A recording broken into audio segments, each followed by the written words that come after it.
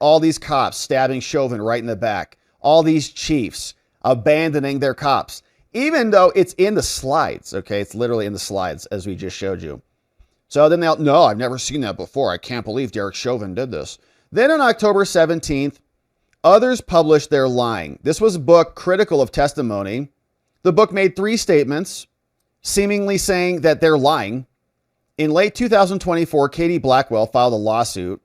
And now, since this happened, 34 current or former officers have come forward to give us a sworn statement.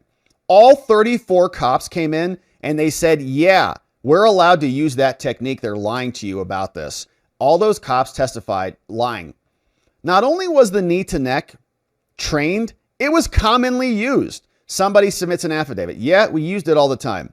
Besides me, someone else says, numerous police officers participated in the training. This wasn't a secret. I know numerous officers that were trained to place their knee on the side of a neck. It was common knowledge. It was trained in the open. Someone else, besides me, we were all in this training. And besides me and many others, this wasn't a secret. It's necessary for the officer to pin him on the ground. They all said it. Now, the suit came out, was dismissed, and there's several images of these officers using this technique, and they've made findings. In fact, yeah, they did make findings. MPD policy, Minneapolis policy, was at odds with their testimony. They lied about it.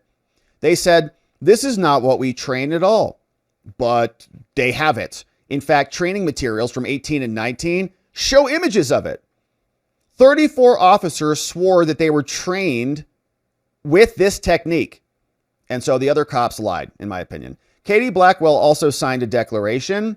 And at the close of trial, the jury was instructed erroneously.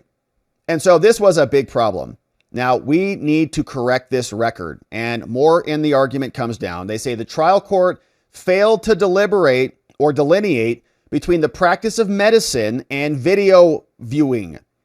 It abused its discretion. There was medical evidence that was presented, but there was no medical evidence of asphyxia at all. Everybody just said, I watched the video a lot. So you have to be based off evidence.